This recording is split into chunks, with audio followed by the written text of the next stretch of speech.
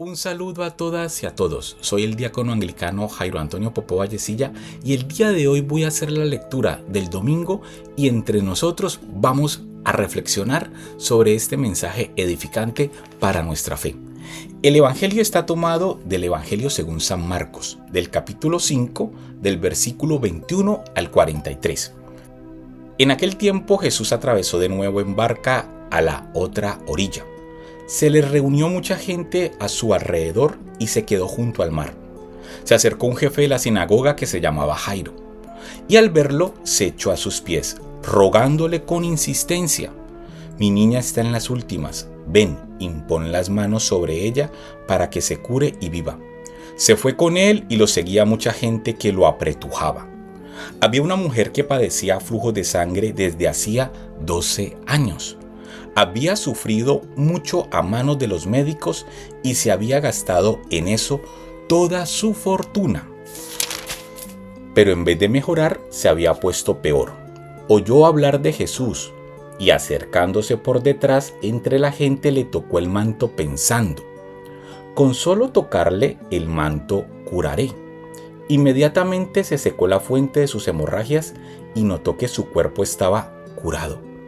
Jesús, notando que había salido fuerza de él, se volvió enseguida en medio de la gente y preguntaba: «¿Quién me ha tocado el manto?». Los discípulos le contestaban: «¿Ves cómo te apretuja la gente y preguntas quién me ha tocado?». Él seguía mirando alrededor para ver a la que había hecho esto. La mujer se acercó asustada y temblorosa al comprender lo que había ocurrido. Se le echó a los pies y le confesó toda la verdad. Él le dice: «Hija, tu fe te ha salvado. Vete en paz y queda curada de tu enfermedad». Todavía estaba hablando cuando llegaron de casa del jefe de la sinagoga para decirle: «Tu hija se ha muerto. ¿Para qué molestar más al maestro?». Jesús alcanzó a oír lo que hablaban y le dijo al jefe de la sinagoga: «No temas. Basta que tengas fe». No permitió que le acompañara nadie más que Pedro, Santiago y Juan, el hermano de Santiago.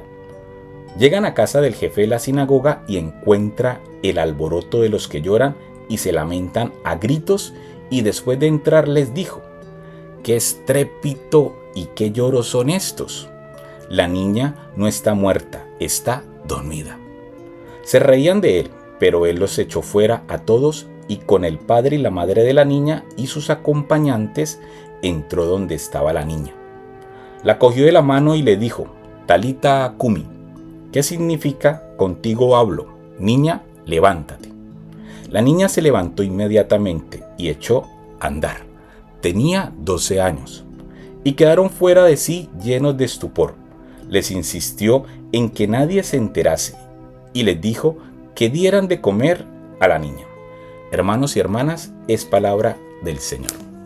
Es muy interesante esta lectura porque nos presentan dos casos de milagro: el caso de la mujer hemorroísa y el caso de la hija de Jairo. Son dos historias que están entrelazadas dentro del texto.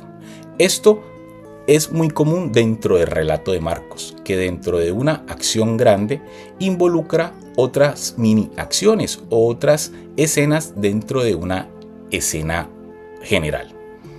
Es muy importante aquí reconocer en estos dos actos de milagro varios elementos importantes que nos van a hablar de lo que una persona que sigue al Señor debe comenzar a construir dentro de esa relación personal con el resucitado.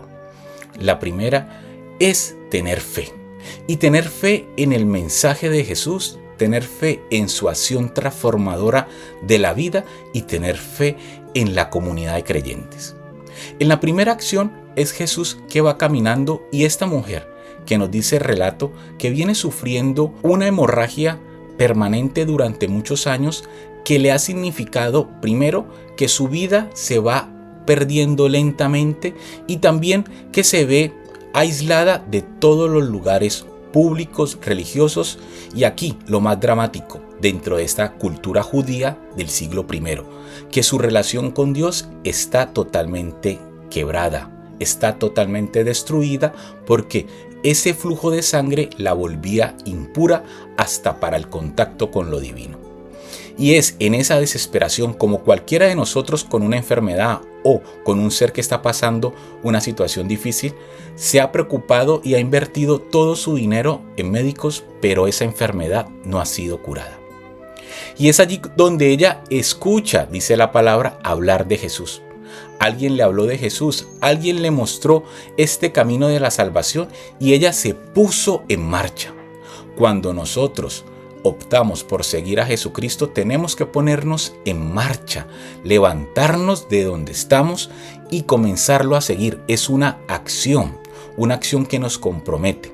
No podemos nosotros construir un seguimiento religioso a nuestra mejor forma de quedarnos siempre apoltronados, sentados y que nos sirvan todas las gracias para que desde allí encontremos la salvación. El seguimiento a Jesús, el camino de la salvación, como bien lo dice y el Evangelio de Marcos nos remarca, es una actitud de dinámica, una actitud de salir al encuentro con Jesús, y en ese salir tenemos que levantarnos, tenemos que sacar fuerzas de lo que nos está pasando e ir en búsqueda de esa palabra. No podemos creer que mantenernos como estamos es la mejor manera de poder sacar de nosotros esa energía, esa fuerza para seguir al resucitado. A veces nos quedamos justificados en nuestros errores, en nuestra forma de vida pasiva. Nos justificamos porque es que el otro tiene la culpa, es que soy la víctima, es que a mí me hacen siempre lo más terrible. No, tenemos que deconstruir esta forma pesimista y victimista de enfrentar la realidad. Y es mirando a Jesús, teniendo fe en Él, leyendo su palabra y tener fe que nos moviliza a su encuentro. Y cuando llegamos al encuentro con Jesús, Él nos hace hijos, nos introduce en su gracia y nos sana.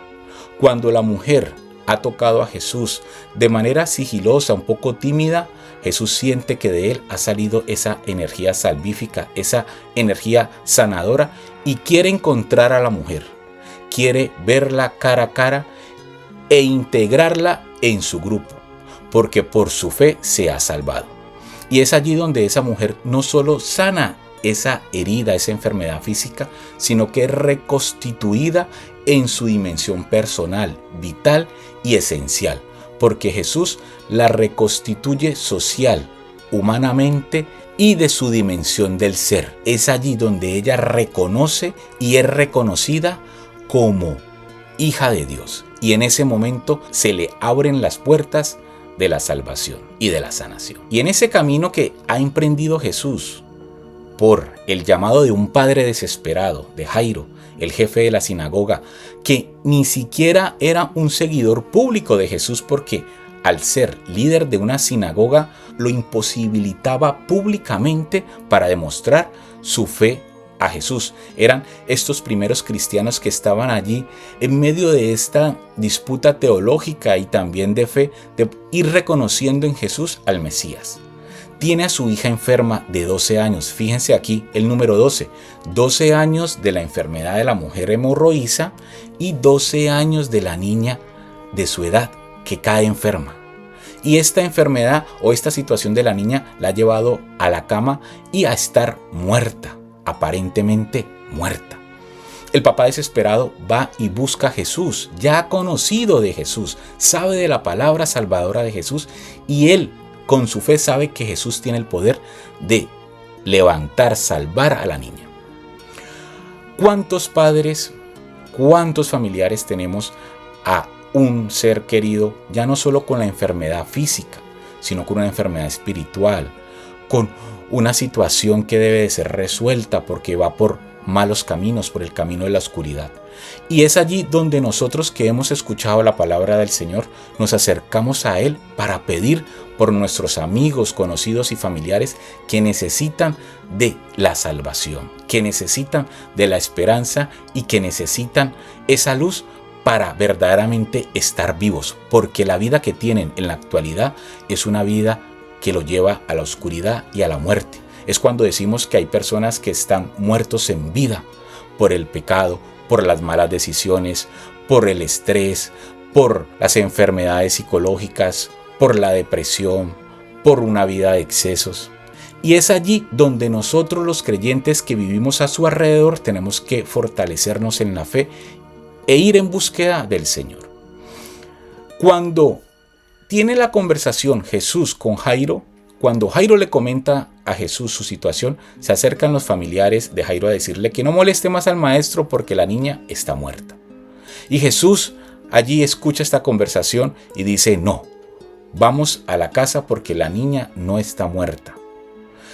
Muchas veces nosotros, nuestra familia, la sociedad da por hecho de que no hay esperanza. De lo que vivimos es la verdad absoluta, donde solo triunfa el egoísmo, la muerte y la injusticia.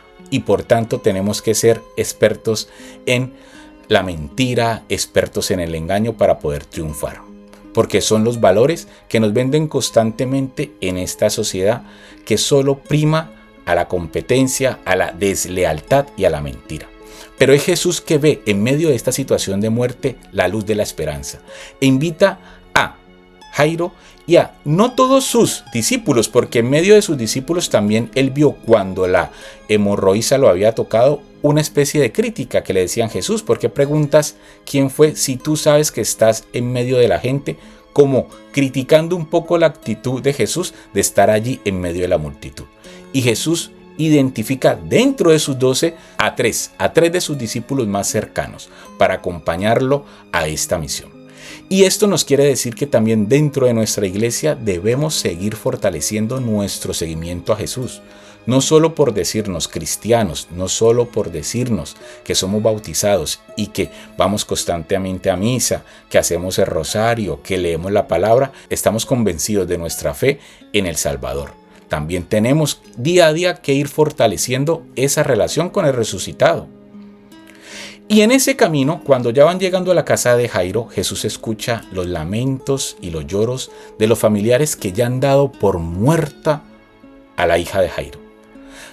Esos lloros y esos lamentos a veces los tenemos nosotros cuando creemos que todo está acabado, cuando entramos en esos círculos de fatalismo y de desesperación.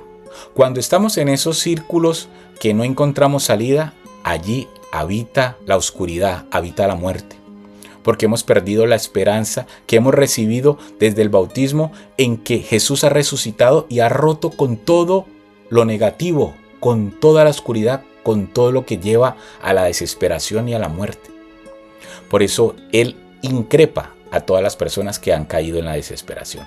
Ha entrado Jesús en la casa, y cuando Jesús entra a tu casa, a tu corazón, ha entrado la vida.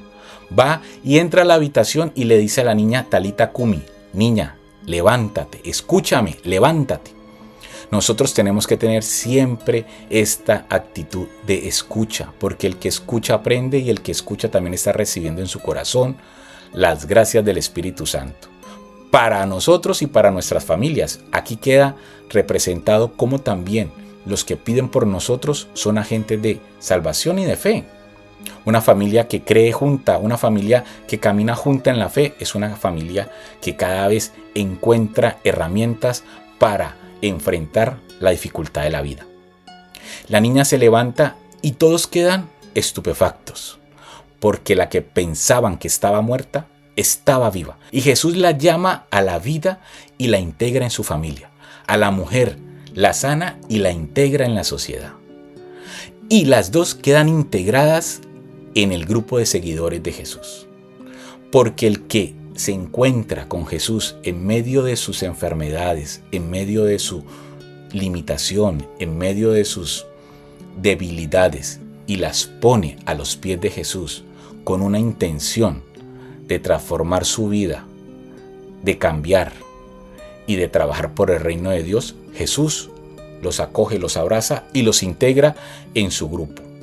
Y después los lanza a la misión. Vamos viendo que dentro de los textos del Evangelio siempre los que están al lado del Señor son enviados. Y aquí nos queda el compromiso de nosotros este domingo, y es que escuchemos al Señor, que reconozcamos nuestras limitaciones personales y también que vayamos construyendo de manera colectiva nuestra fe para ayudar a todos los que están en este momento en una situación de enfermedad, de muerte o de desesperación, para que en Él siempre escuchemos ese escucha, levántate, porque esa llamada que le hace a la niña de Jairo, el Talita Cumi, esa llamada también es para cada uno de nosotros. Bueno, mis hermanos y mis hermanas, los dejo y nos vemos en la siguiente reflexión. Hasta pronto.